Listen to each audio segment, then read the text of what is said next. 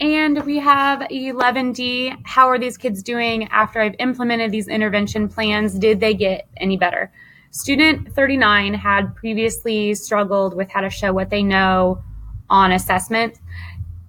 Student is now scoring 3s in listening and writing and expresses a clear understanding on how to demonstrate knowledge in the assessment formats. I think the most beneficial thing that we did that helped them figure out how to answer it was I had them write assessments. So I would give them an authentic text, like an infographic or a newspaper article, and they would have to write the assessment in the way that I would write it for them. And I think that for this student in particular, that was the turning point. That was when they understood what they were trying to get out of the text when they had to write the questions for it. Student 324 is now scoring 2.5 in listening and 2 in writing. With the improved attendance, like she was in class, so she was getting the practice that she needed, whereas first semester she wasn't.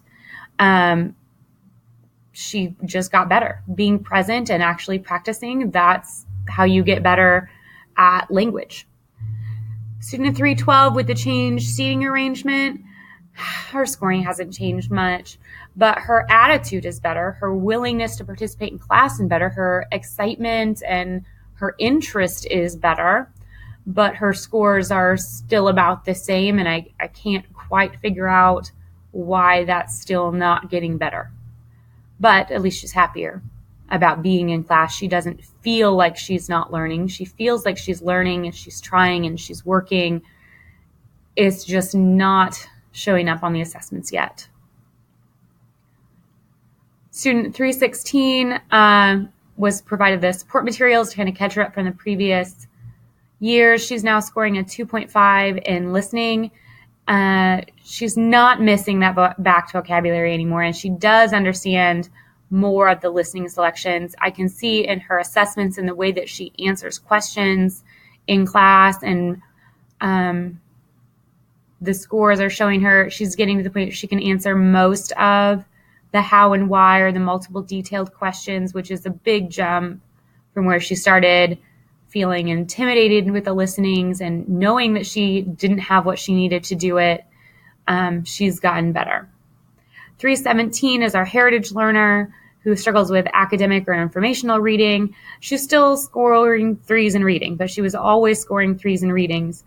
We're still working to add sophisticated vocabulary and to talk with her about how to make inferences or to look at an information and like make an educated guess based upon that.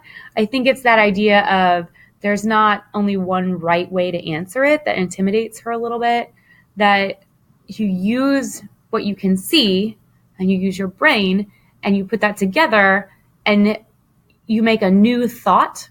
That idea that it's not concrete always, that there's not only one right way to do it, is what intimidates her a little bit. So we're still working on building that confidence to make those educated guesses, but our scores are still more than adequate.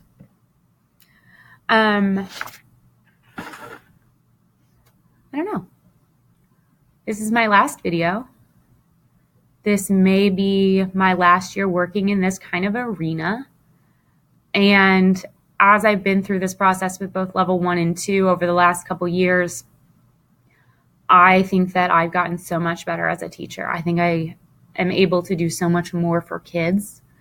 I think kids are more interested in being able to do something with what they learn instead of just answering multiple choice questions or filling in a blank or want to argue over if I took a half point off for accents, because that's not what this grading system does for people. This grading system helps communicate that we want you to be able to do something with what you're learning.